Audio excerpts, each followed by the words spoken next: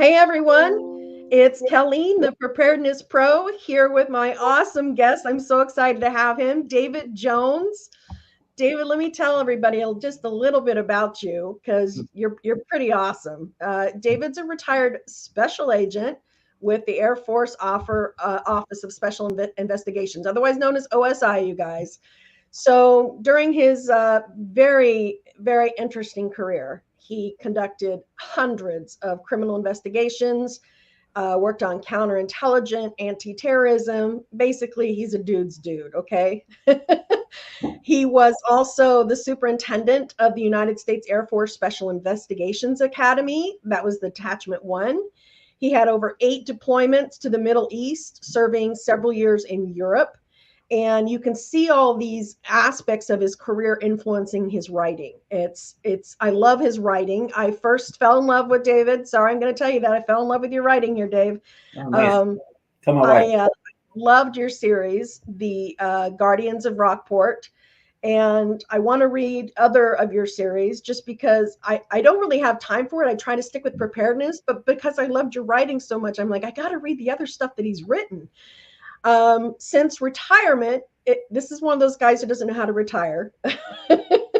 He served as the Wisconsin chief of police and then a university criminal justice program chair. And he's authored several law enforcement training articles and fiction novels. He stays busy speaking, everything from police response to active shooter situations.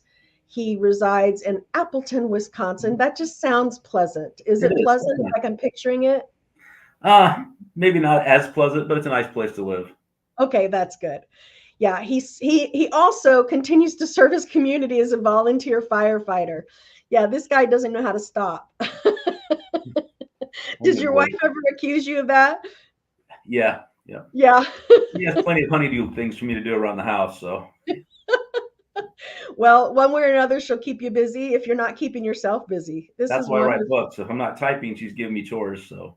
Oh, okay, I gotcha. Well, your career has clearly taken you from, Air Force Special Investigations to police chief to author. What thread connects these different chapters of your life? I guess service. I grew up in a very patriotic family in Arizona, and my uncles were Vietnam vets. My dad was a little before that, but my older uncles and grandfather was World War II. So patriotism was a big part of my upbringing, and as was religion. And I wanted to serve. The Gulf War came around in 1991, and I didn't want to miss the only war of my generation, or so I thought. So I dropped out of college. I was going to college for criminal justice, and I joined the Air Force. And it was a great career. Of course, we had a lot more wars, and I ended up serving as a special agent with the Air Force OSI. And for people that don't know what that is, which is most people today, it's if you've seen the TV show NCIS, there's like 5 versions of it. We're the Air Force version of NCIS. Or if you've seen, I love how you describe that. Yeah, kind of like the FBI and CIA rolled together for the military. So if you've seen Jack Reacher, he's the Army version. There wasn't a lot about the OSI. If you remember the $6 Million Man back in the 70s. Oh my, yeah. He was an OSI special agent. I see. Okay. So, yeah, we haven't had a whole lot of TV coverage in the last 30 years, but we see it now again. Yeah, whereas the FBI is getting it all now, right? And NCIS. Exactly. So I retired in 2011, and I married a girl from the area. So we moved to Appleton, Wisconsin. I became a local police officer for a few years. I was a college program chair for criminal justice for a few years. Then I ended up becoming the chief of police for the University of Wisconsin, which is an NCAA Division I university. So it was a state police agency, but it was kind of different than the city because we had different issues.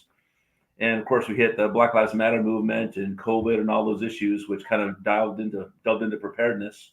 And we kind of saw a lot of that before I retired a couple of years ago. You keep saying retired, but you're crossing your fingers every time you say that because you really don't. Yeah, I'm still a certified Wisconsin police officer. I'm still a detective for the University of Wisconsin, which is a big system. There's 12 universities. Wow. So there's my camera's sliding on me here. So I'm still a detective. So they call me back when presidential candidates come to town. I'll help run the emergency operations center and help some of the planning. Take some of the stress off the active cops because I can come in as a prior chief, prior detective, and I used to be an emergency manager as well. I can help facilitate joint agencies working together. So it's kind Well, of funny. does your wife laugh at you every time you use that word retire? Yeah, yeah, she does. Yeah. Yeah, okay. Well, so in these various roles, especially, you have everything from Europe to a university. You've seen both the best and the worst of human nature. How has this shaped your personal approach, like how your family approaches preparedness? Uh, well, I know one, not all bad guys are truly bad. Not all good guys are truly good. Good people do bad things when they're desperate or they Yeah, need to feed their children. So I've seen a lot of that, and I try not to judge anybody under one rule because all of us have the capability to be good or bad. But when it comes to preparedness, I know that you can't rely on the government. I've been the government for 35 years of my life. I'm the one you call if bad things happen, whether as a volunteer fireman or a policeman or a military officer. And we're very limited in what we can do. And so if you rely on the government's not always there. The police might be minutes away, but seconds count. So you have to be prepared to protect your family, through physical means, through medical means, financial means, uh, from that aspect. And for me, prepping isn't just about like so many of the preppers or the doomsday preppers you see on TV. It's all about the zombie apocalypse or the worst case scenario. But for me, prepping could be having a spare tire or a jack in your car, or having an extra $1,000 stuck away for an emergency, or having life insurance or a map in your car. So prepping is practical. It could go all the way to the zombie apocalypse. We like to think of that. It's just kind of a fun fantasy for guys in my generation. I grew yeah, up in the '80s watching Red Dawn, so we all want to have that insurmountable oh odds yeah. fight we have. But realistically, it could be a COVID situation. It could be we're out of toilet paper for 3 weeks. It could be a financial collapse. So I try to make my prepping for my family realistic. I want to have my 40 acres and live out in a doomsday rant, but my wife keeps me in reality. We like to have Panda Express delivered. So, I mean, we have to have that balance. But yeah, prepping, it's a mindset. It's more about knowledge than stuff in my family. Yeah, it's definitely a lifestyle, as opposed to a destination of when that zombie finally knocks on your door. Oh, it's time to be prepared. Yeah, Yeah. we subscribe to that over here at Preparedness Pro too. So we're on the same page, definitely. Yeah, I've Well, read a lot of your stuff, and I think we're very much in sync the way we think and operate in regards to preparedness. oh well, I'll take that as a compliment because I Oh, wouldn't thank mind you. being in sync with your mindset at Thank all. you. So what inspired you to transition from law enforcement training materials to fiction? Well, I taught at the National Command College, and I taught police executives, and I did a lot of that, and it was nice and fun. But with fiction, you could get to be a little more in shades of gray. In law enforcement, they're always black and white. You talk about this policy or this procedure or this law, how to respond to it. With my fiction, I can get a lot more nuance with my characters. I can do backstories for my characters, do feelings, emotions, and it makes the readers more engaged because you understand a cop is not just a cop. I mean, when you become a police officer, people view you as Dave, the cop next door, or Dave, the cop across the street. I'm still Dave. This is just a job I have. But people paint you with a broad brush of being law enforcement, and everything is much more nuanced than that. In writing fiction, I can kind of delve into the nuances. Is the character having a bad day? Is he having a marital relationship? Is his daughter sick? And you can think about why he does or doesn't do certain things. So fiction is kind of more fun to write. Try to keep my stories as realistic as possible with real characters and the situations are real. The story's fiction, but I try to make it realistic. That's where my stories are different than like a Jack Reacher, where the guy can go beat up 50 guys. My Yeah. characters are real. They're flawed. They make mistakes. They say stupid things. They make bad decisions sometimes, and it makes it more readable and relatable to the people, which I like.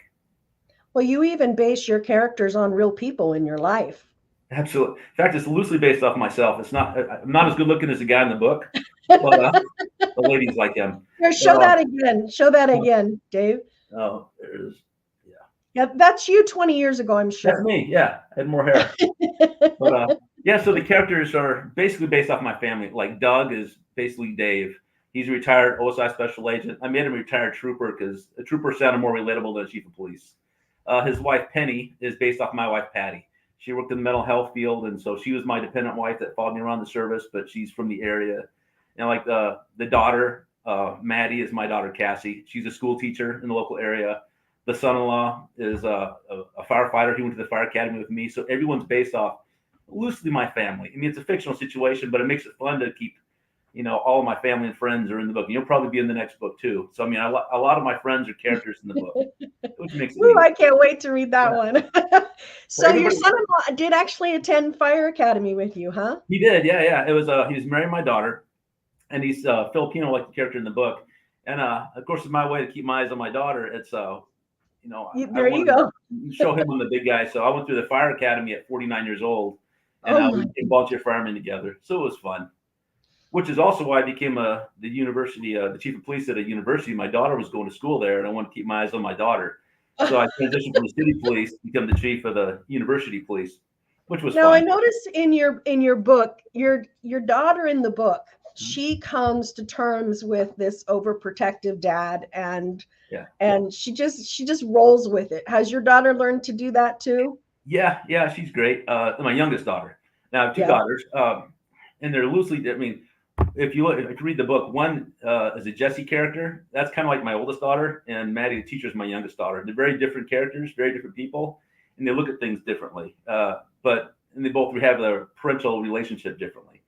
But it's fun to do. But my youngest daughter, yeah, she ended up working at the police station as a student employee doing like parking enforcement. So even though I went to the college, it was really like a sitcom. Dad goes to college with you and becomes the chief of police. It's a lot of jokes were made, but she's my buddy. We're very tight, and Oh, that's awesome. That's really great. And I'd like to hear your thoughts on that tight family knit. How does that play a role in preparedness? it's everything. Nobody can prepare alone. I mean, even if you're a Rambo, you got to sleep. You can't protect yourself when you're sleeping. You have to have downtime. And if there's nothing, basically, if I'm trying to protect my family, I'm thinking of my family as a group versus myself. And it kind of goes along with other things you have, like mindset and spirit and ethics and morals. What are you fighting for if not for a family or a group of people you consider a family? So Hmm. it's essential. If you read in my books, most of it is about Doug's relationship with his daughter on the underside, and then his granddaughter. Like Maddie's pregnant in book one, then she has a child, and Doug talks about his mission in life that he feels is to prepare his granddaughter to lead the country if they get back on their feet. So that's where the series is going to go. Is he's preparing his granddaughter to be a leader, a survivor. And I think that's the best thing that parents can do today. And not to sound all judgy, but with what I see, where people can't live without ordering Panda Express, Mm-hmm. that we've failed at least one generation, if not two. Agreed. Is what I'm seeing. So what are you seeing out there with your vast experience? What can you share with us that people are making mistakes in terms of their personal security? The biggest mistake would be complacency. People are Mm. oblivious to their surroundings. They don't know where they are. If they lost their cell phone, they wouldn't know who to call. Nobody knows phone numbers anymore. It's all stored in that little box. And if they lost it, they don't know where they are. Don't know how to get anywhere. They don't know who to call or what to do. And it's just their. Well, at the university, we had hundreds of cameras, and I'd turn on a camera. We're trying to track down a crime on campus, and I'd see maybe 500 students between classes walking in the hallway, and 99% of them had a cell phone in their face. They're walking and just looking at their cell phone while they walk. One person bends down to tie their shoes, and 10 people pile on top of them because they're not Oh, walking, watching where they're going. oh dear. For example, I taught a lot of women's self-defense courses, and like a lot of the clubs, the girls will go and they're oblivious. They'll hang their purse on the back of their chair, and they'll go to the bathroom or go on the dance floor, and someone steals their ID, or they take drinks from unknown strangers that are already opened. So people are oblivious, they're not cautious, and they just don't know their surroundings. If you ask them where are the exits in the room they're in, they won't be able to tell you. If you go to a club, there might be 3 or 4 fire exits. They won't know. Nobody takes the time to facilitate or orient themselves or where they're at. They're just oblivious. That's kind of my biggest pet peeve. And yet I bet when you go into a restaurant, that's one of the first things you notice is where the exits are. Yeah, and so did my daughter and my granddaughter, because I have a granddaughter. So I have 4 grandkids. But when my daughters were younger, we'd go into places and I'd say, okay, where are the exits? And at first it was just a stupid game. Where could you go? Can you go through the kitchen? Can you go through this fire door? What could you do? But now, I mean, it got to the point where they had started pointing out the security cameras in different areas and windows they could go through. It was a fun game we played. It was a stupid game, but it was the what if game. And I did that with police officers and agents growing up in training. I'd say, okay, we're in the car just talking like, okay, we take fire from this over here in the east. What do we do? Where can we take cover? What would you say on the radio? What are the directions? What's our address at? What building are we in front of? And so many cops today don't know that. Oh, I'm somewhere east of town. But if you call in a Wow. backup, you have to say, okay, I'm westbound. I'm at the 2400 block of Spencer Avenue. You have to know exactly where you are to get help coming to you. And nobody today really, the younger generation of police officers don't really know their directionals. They're horrible at writing reports. They can't get just the facts because the new generation of, well, not just police, but everybody is trained differently. And when the radios go down in the squad, they update them every 6 months. And when our squad computers go down, nobody under 30 knows how to be a police officer because they're so ingrained with their computer. Wow. That's a little unsettling. It is. Yeah, I always thought, and this is television influenced, but I always thought that in order to be law enforcement, you had to pass some kind of test of knowing all the streets and knowing all the shortcuts and knowing how to get through this alley if you're following a perp or something of that nature. It used to be, and every jurisdiction is different. If you're in New York, I mean, you have your beat, but your beat is probably several big blocks. And depending if you're a county sheriff, you might have 50 miles to cover. So it all depends on the jurisdiction, the agency. But law enforcement overall has dropped significantly in experience. Over after the Black Lives Matter movement in 2020, there was a mass exits of law enforcement with the defund the police movement nationwide. So like that's why I retired. Or I retired at 50 from active law enforcement. I would have done another 10, 15 years, but it was such a trial every day, just going and fighting political battles. It was no longer fun. But every cop that was able to has left the force early, and now there's a huge void. And now that they're trying to refund the police after 2 or 3 years of realizing it was a mistake to defund them in the first place, they're not getting the quality. Nobody wants to be a cop now anymore. It used to be for my agency, I had 45 applicants for every one position open, and Mm. we did not like get kids with master's degrees. It was good. Now I have six, and the average six, they're well-meaning, but they probably would have been a cop. They wouldn't be the first cut 3, 4 years ago. So now there's a 10, 15-year void of experience in law enforcement. You can't replace a 15-year police officer with a rookie cop. There's so much experience you learn in that 15 years. So it's difficult. And now also officers aren't being proactive. A few years ago we'd see three guys duck down behind a car at 2 in the morning. That's probably a clue they're doing something shady. We do our proactive policing, we go out and investigate it. But now nobody wants to be accused of being a racist or violating someone's rights. So now the officer's going to drive by and not even get involved unless they're specifically called. So that's why crime is through the roof, is because there's no longer proactive policing in America, because nobody wants to take a chance of getting personally sued or torn apart on TV by the media or labeled a racist when they're not. But it really affected proactive policing. So how do you think that impacts our own preparedness efforts then? It's a pendulum. I think the last 3 years, 4 years now, people in the big cities have learned, like in Seattle and Portland, they've learned that the liberal policies in defunding the police didn't work for them. It didn't. Police weren't the problem. We were the assistants. So now they're refunding everything. But in that time, people realized that They've lost vast amounts of wisdom that's not exactly. getting passed down. But if you look at it, even in the liberal areas, civilian gun ownership is up. People that were very anti-gun 3, 4 years ago now realize a gun is a tool. A gun is not an evil device. It's an inanimate object. It can be used for good or evil. But now people, with the absence of police, are learning to protect themselves. So especially among women in liberal areas, firearms ownership and firearms training is through the roof, increasing. So I think now that they've kind of seen the bad side of that, people are more reliant, more resilient, and learning to be more self-sufficient and take care of themselves. Especially like with COVID situation. Once COVID closed down all the schools, everybody was homeschooled, and a lot of the parents actually saw on the video what the kids were learning, and it wasn't much, and a lot of it was propaganda. So now homeschooling is through the roof. So I think people are less reliant on the government to take care of them and their families, and much more reliant on themselves through the homeschooling issues and taking care of themselves. So I think although it was a bad social experiment, I think a lot of good from the prepping aspect will come of it. But some people are oblivious and will never learn. Some people are preppers and very ingrained. But I think the middle ground is moved more to self-sufficiency, I think. Well, that would certainly be a refreshing statistic if that was the case. I was going to ask you about that. So we've had this I call it a benevolent dress rehearsal, was COVID. Mm-hmm. Because it was an opportunity for people to get a wake-up call. And then we just recently had the 2 hurricanes in southeastern U.S. What do you think that is the best way to enlighten someone towards a more self-sufficient lifestyle, towards preparedness? I guess shared experiences, and talk to them. Um, People in in Florida obviously understand hurricanes. People in California understand uh, riots and earthquakes, but not everyone in the country experiences. Up here in the Midwest, it's a more weather emergencies. There's tornadoes, there's ice storms and snowstorms, but through fiction media, people can read. People in Florida can read about the Midwest. People in California can read about Canada or Europe.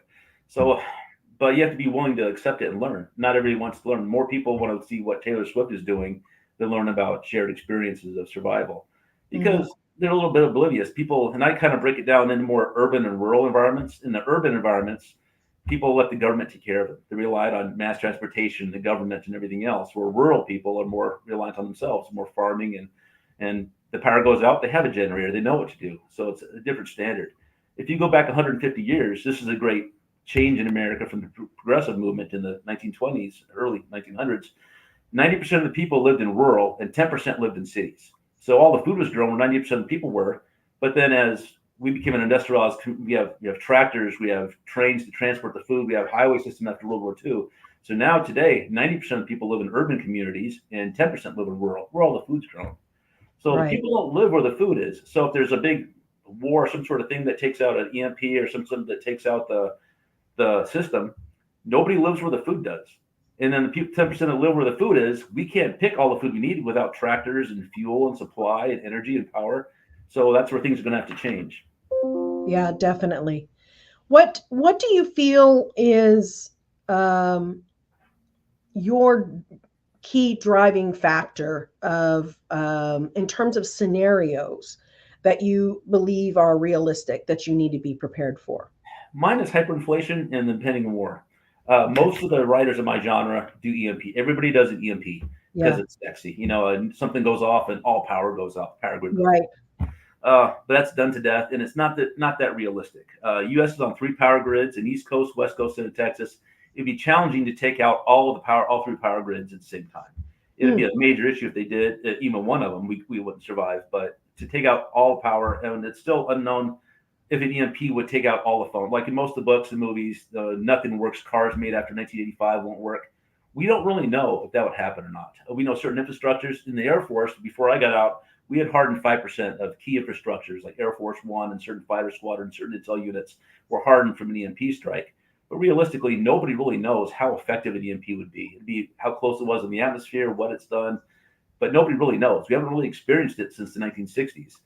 We had solar flares back in the old days that wiped out all the telegraph lines, so we knew that wiped it out in the late 1800s. But really, we were testing our nuclear weapons in the late 50s and early 60s, and that's when transistor radios were new. We did our testing in Yucca Flats, Nevada, and then all of a sudden the transistor radios in Albuquerque no longer worked. That was our Right. first experience we had with EMPs. Then we first knew about it. But now we're so much more reliant on technology, and nobody really knows what would happen. So we think it'll wipe out all electronics, but we really don't know for sure.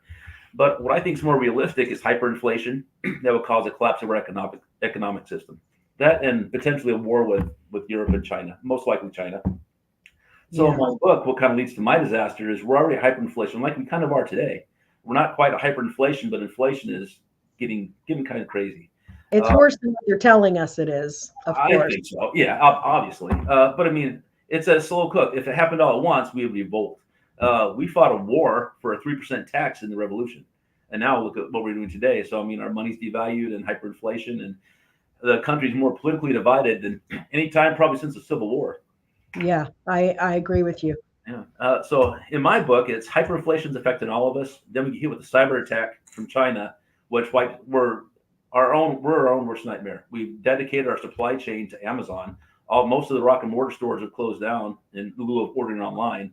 Now, if our cyber attack cripples us, we can't get things from China. We can't get the fuel. We can't get what we need because everything runs off computers. If computers are corrupted and we can't do it, that's what causes a collapse in my book. And we basically implode on ourselves because of our own over reliance on technology.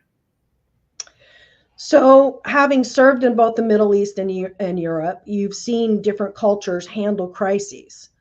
What lessons can you share with us here about community resilience that stood out to you?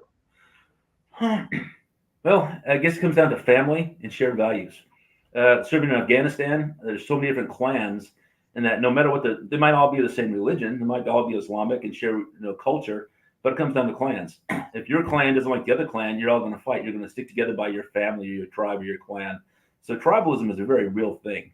When it comes to Europe, I try to go less in just tribes in America because we're so spread out.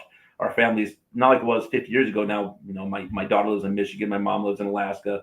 We're all spread out, so it's less about our tribes, unless you're from small towns, but more about generational. So, I mean, the older generation, like the World War II generation, they grew up as children through the Depression. They viewed things very differently. Then in World War II, they had victory gardens, and patriotism was a thing, and everybody banded together in World War II through just a love of their country and patriotism, national anthem.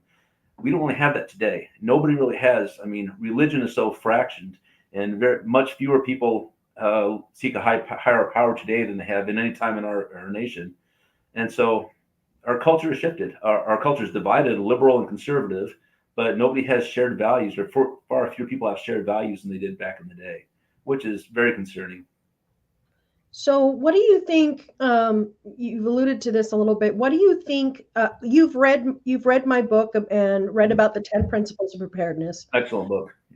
Thank you so much. He's for those of you who don't know, he's referring to the Neanderthals in the Kitchen book. So, so the first principle of preparedness being spiritual, as opposed to being keep your mouth shut. How do you think that really plays into your personal preparedness? Very much so, because it plays into my being. I believe in a higher power, but also it helps me keep faith with my fellow family members and everything else. It's if you don't have a faith in a higher power, whatever religion that may be, then there's really no consequences in life. If there's no heaven or hell, there's no good or bad, there's no consequences in reincarnation, then why would I choose to be good or ethical or moral? If there's no speed limit, why would I drive 25 miles an hour? If there's no rule in paying taxes, why would I Are we pay supposed to taxes? drive 25 miles per hour? I don't know. I heard that somewhere. It depends. But my point is, if there's no rules or consequences in society, we can't murder someone. You can't do anything else. But in Judeo-Christian values, our whole culture is set up off.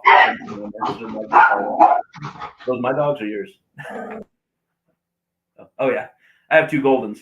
They're not good watchdogs, but but uh, but yeah, they're all set up off that principle. If there's no why would I not cheat on my wife if there's no consequences to it? There's so many open things now. So keeping faith, to me, the family unit is the most central core of any community, going back for thousands of years. And if you don't have faith in a higher power or something that gives you some sort of moral or ethical being, then I just go out. Then it's survival of the fittest. Then I just go take what you have, what they have, versus try to make a reasonable. Survival is tough, and if you have to do it with an ethical or moral decision making, it changes your whole outlook on everything. Yeah, that decision making that has to take place in advance, doesn't it? Does. You can't wait till the crisis is hitting you in the face and then make decisions on how you'll behave. Yeah, it's tough. I mean, so many people, I do a lot of podcasts and talk to a lot of groups, and there's always some of the prepper groups are very, very, I have 20 guns and 1,000 million rounds of ammo, and that's my whole prep. Well, it might be cool in theory, thinking, fighting the zombie apocalypse, but realistically, a shoot scenario is very rare. And if it comes down to it, it's a hard decision. To take a human life is a very hard decision. Yeah. And if you're going to shoot your neighbor because they're trying to feed their hungry children, it's even harder dilemma.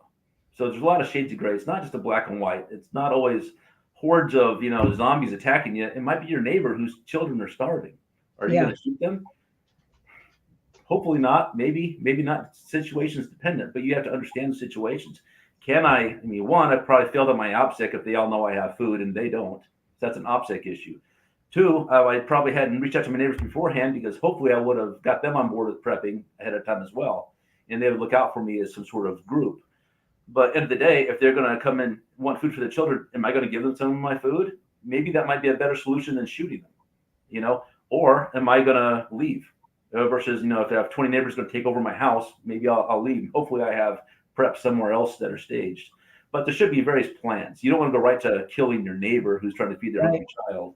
There's ethical and moral decision making that happens. The police officer have more tools. So I have taser, I have baton, I have pepper spray. One thing I have is beanbags for my shotgun. So if I have a horde of neighbors that want to come in, I might hit one in the leg with a beanbag first. There's ways to de-escalate situations versus go right to an AK-47 and killing the neighborhood, like most of the preppers view.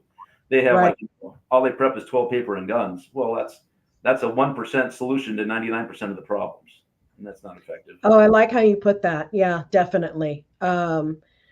Yeah, what if there is no one to shoot? What if everybody else has got the same plan? That means nobody's got food.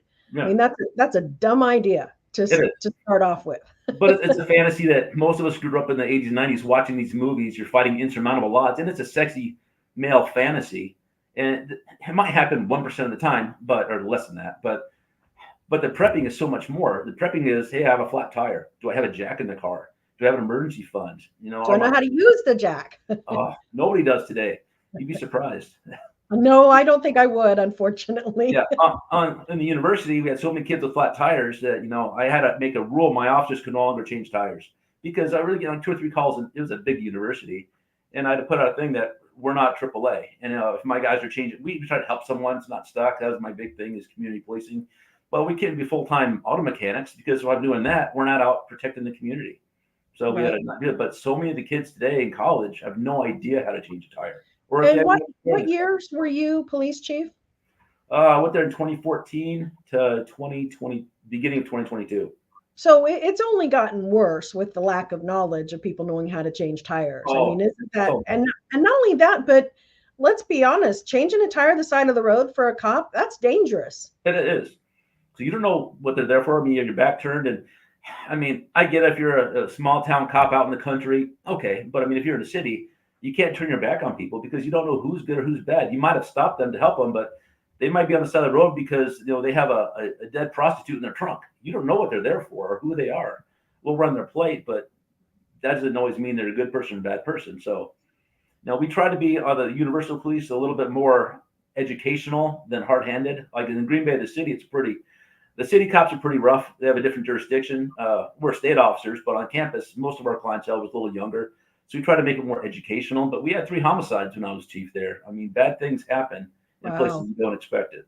So Wow. Yeah, that wouldn't be expected. So let's switch gears here. One of the things that made the biggest impression on me, it was scolding me, mind you, when I was reading your book, was that I need to do much better in my preparedness for communications when traditional communications are down. Can you share your thoughts on that matter? I mean, you communications are vital to everything that you've done. everything in my life, communications have been destroyed. Whether you're in the war, you're in police, communications is always the first thing to go out the window. So you have what we call procedures, operations. So like if you're an EMT working back in saving some life and you lose connection with the hospital, you don't know what to do. Your doctor's not going to tell you to give X, Y, or Z medications. So we have what's called protocols. So in law enforcement, we have protocols. So if you lose communication, what would you normally do? And we do that through prepping as well. Okay, if I power went out, what do I do? If I can't communicate, what do we do? So it's redundancy. And today, communication, we pretty much means cell phones or computers or texting. And that's going to be the first thing in an emergency that gets jammed up or taken over. Mm-hmm. So we have other things. We have set protocols like, okay, I know that if something bad happens, we're all going to meet back at Uncle Joe's house. Okay, that's our plan. That's our protocol. That's what we would do. Or if we're not there, someone's going to leave a note. So, okay, Uncle Joe, if we're not there, he's going to leave a note on the back porch under his chair. We all know to meet at Bob's barn or whatever. So we have set protocols on what you do. Redundancy is a big thing. Like if you read my books, they have a system of flags. So if you see a flag, it means this or that, different color Right. flag. Or they have a system of whistle blows, or different ways to communicate. It could be piling of certain rocks up on a trail means go left or go right. So I Right. mean, it's redundancy, but it's so hard today because when people lose their cell phones all the time, or they get stolen. Nobody knows who to call because all the phone numbers. No one remembers phone numbers anymore. Remember, we were kids. You might have 10 or 12 phone Yeah, numbers. I still have my resident phone number memorized. Yeah, I still do from as a kid too. Today, no one does because the numbers change all the time. Uh, but yeah, if you lose your phone, no one knows who to call or what to do. So, I mean, I always tell everybody write down phone numbers on a business card and put it in your wallet or your purse. Have it in your car. Have something. If you lose your wallet, it's simple things, but I say take all the stuff out of your wallet or purse and make a photocopy of it. So if you do lose it, you have your credit card numbers and the phone numbers to call to cancel them all. If people lose their wallet or purse, they're kind of just SOL because they never thought ahead. They don't know what's in it. So Right. it's a simple things like that. But communication is key. Big thing. Have redundancy. One thing I like to do if emails are down, you can still have it a little bit. Is if you have depends on how bad it's down. If you have a Gmail, always make like a blank Gmail account for like your group. And so you may not be able to send it, but if you want to go in and write a message, you go in a draft and say, okay, we're going to meet X, Y, Z, but you don't send it. Then later, if I'm your buddy, I go in and check the same account. I mean, it won't be a sent, but I can still go in the draft and see what you put. So there's a lot of little ways to skirt the issue as long as you have some media connection. But if not, redundancy. You all have a plan. Okay, I'm going to meet my sister. If things go bad, I'm going to meet my sister, my wife, or my kids at a certain location, a certain time. Even as a police officer, we had certain codes. If I'm going to arrest a bad guy, he's a big tough guy, and I just get a code to put handcuffs on him. I get a code. He's got warrants for arrest. I don't tell him I'm going to arrest him. I might tell my partner, hey, let's go get tacos after this, and that's our code that I'm going to arrest. My partner knows to be prepared. Or my wife, being a cop for 30 years, we might be in Walmart. I might see a bad guy that I arrested twice before. He wants to fight me now off duty with my kids.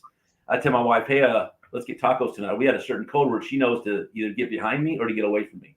If it's a gunfight, I want her to get away from me. If it's otherwise, I want her to get behind me. We had certain code words that she would know if bad things were happening. Because as a cop, not everybody likes you, and you make a lot of enemies working the road. So, and that doesn't stop at 2 o'clock. When you get off duty, you're at Walmart or Sam's Club with your family. Right. There's There. consequences of that profession. Absolutely. Yeah, and I teach that under communications too. Let me ask you.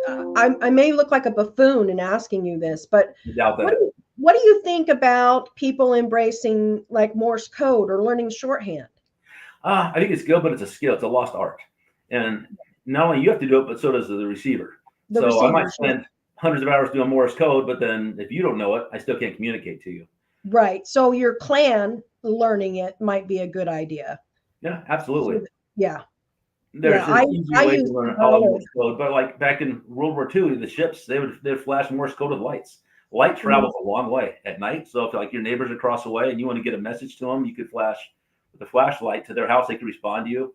Morse code's like a whole language. You might have easier codes, like you might have 10 or 12 messages, like "Hey, help" or "Dinner's ready" or "Come to my house." I mean, if you had 10 or 12 codes and write down dash dash dot dot, it'd be easier than learning all of traditional Morse code. That's true. But Yeah. 10 or 12 codes can really convey most of the messages you need. That's a good thought. Now, one of the things that I hadn't thought of when I was reading your series was, which, by the way, you guys, this series is wonderful. I get up at 4 a.m., so I'm usually in bed by 7, winding down for the night, reading my scriptures, doing my prayers and everything. But I kept staying up late reading his dang books. Oh, thank you. Yeah. I was enthralled. I loved it. I loved what I was learning. I loved the characters, how he weaved them. I loved the scenarios. I loved having a character that I could believe in, that I could trust in, that he wasn't going to disappoint me. I loved that too. But one of the things that struck me was how important the communication devices were in a society down scenario. How valuable those were. What can you tell our listeners and our viewers? What can they be doing now to make sure that they don't get caught with so little communication devices? Yeah, there's no one easy answer because communication frankly sucks. We all rely on cell phone towers, and if they go down and get overwhelmed, you can't do things. So there's no great answer. There's radio communication, obviously, and there's different types of it. And I'm not a radio comm expert, but of course, the first thing that comes to mind is CD radios. And that's pretty good. It was more of a thing in the 70s and 80s, but that has a pretty good range, but it's usually tied to vehicles, which gives you a greater range. But then you have ham radios, which that's what when you talk preppers, you talk ham radios, but that's a license you have to get, and they have much greater range and but at different frequencies. And then you have most people have the walkabout handy talkies you get at Walmart. And those are great too, but they have a very limited output for power and Mhm. range. So it might say it has 5 miles range. Reality, it's probably half a mile, and it depends on a Wow. lot of things like line of sight. Can I see you? If I see you a mile away, I could probably talk to you. But if there's 5 houses or a forest between us or a mountain between us, it's not going to work. It's more of a line of sight. So they'll all say 3 to 5 miles. It's realistically under a mile. Then you have I know I talked to you before about the Bofang radio, and that's kind of a cheater device. It's not a go. It's go to in some of my characters' books. My characters have ham radios, CB radios in different aspects, but they have the Bofang is a brand, but it's a Chinese brand. So I hate endorsing anything Chinese, but it's hard to beat because it's super cheap. You get them for like $20. You can get a pack of like 20 of them and give them to your whole family. But the issue is it's kind of the benefit of that is it's cheap, but it skirts the law because you can operate as a ham radio person. It's unlawful to do so if the FCC is monitoring. You'll get a ticket because you can't operate a ham radio license on a channel without a ham radio license. But you could buy it, you can listen to it. Like you, I keep mine on the NOAA weather station. I know Lake Michigan, what the knots are. I hear a lot of stuff. I get a lot of information. I can hear the UPS guys talking to each other. I can hear a lot of different delivery people in the area. So I get information from that.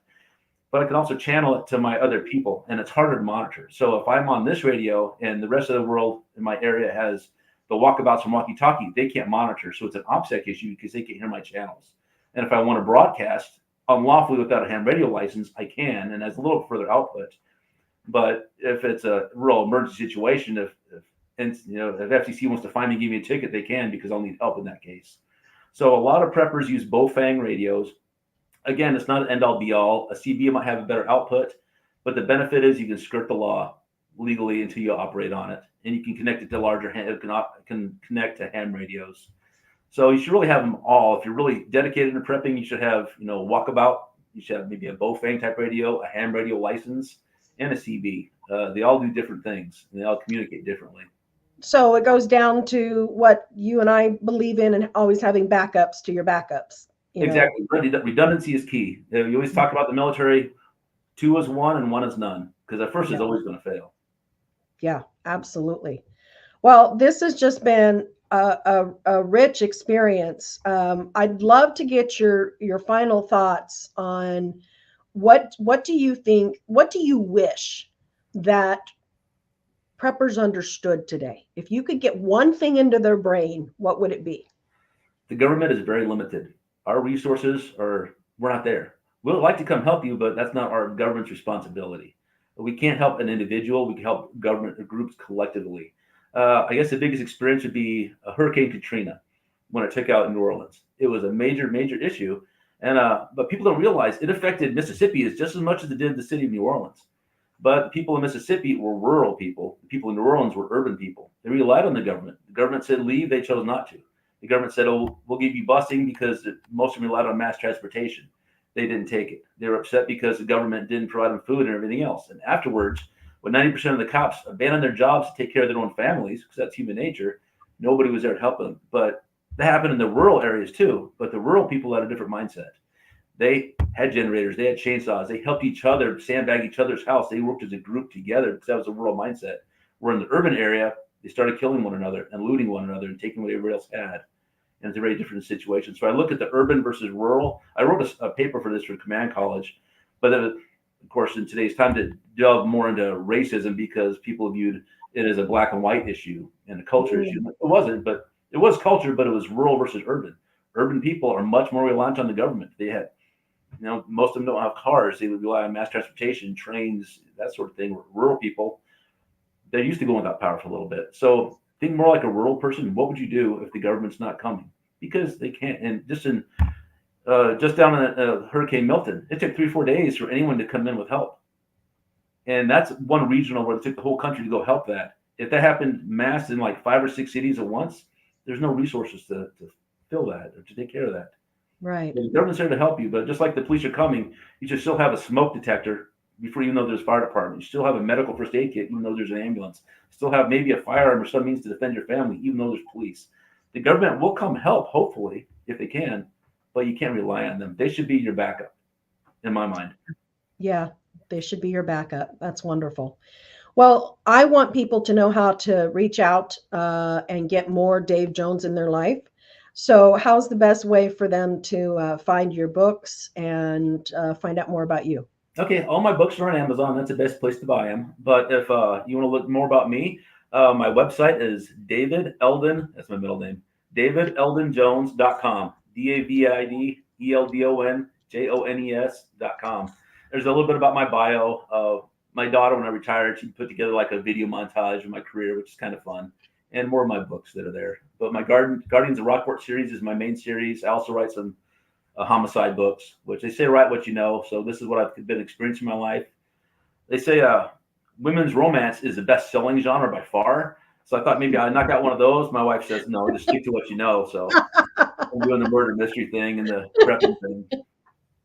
I Try to don't pick know. romance, you know? I saw sweet romance in your Guardians of Rockport, Yeah, the knowing look between each other, and I saw some of that. yeah. You can't be total failure. I'm trying. I try. And the dog, of course, everything's tied around the dog. And my books are not quite. I wouldn't mark them as Christian books. They're clean. There's no sex or profanity. There's some violence, but I try to keep it. My mom reads them, so I try to keep it in check. But it all comes down to the dog, Baxter. I leave it up to the reader to decide: is he an intuitive dog? Is he a guardian angel? You don't know. I leave that up to the reader to decide. But he's kind of the common thread. There's always multiple storylines going on, but the dog ties all the storylines together. Yeah, And we all want a Baxter in our life. yeah, We yeah, we all want one of those, he and kind of that steals the don't show. those who don't bark during an interview. I know, right? That would Well, be nice.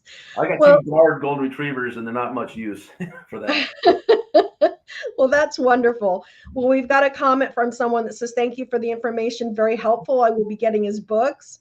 So, LaShawn, you're going to love his books. I absolutely love them. We got a whole lot from you today in this 45 minutes. So, thank you so very much. Thank you. Have me on And anytime. I'd be happy to come back. yes, we would. We definitely have more to explore. So, thank you so much, Dave. And it's wonderful knowing you. I consider it an honor. And thank you so much for being on the show. Folks, if you haven't liked the Preparedness Pro page yet, make sure that you like that so you stay up to date on interviews such as this. We will be starting this live every Tuesday and Thursday at 11 a.m. Eastern Time. We're banking about 10 episodes right now that we'll be broadcasting, and then you can count on us being there live every Tuesday and Thursday at 11 a.m. So thank you so much, Dave. I appreciate your time. Oh, thank you. All right. Take care.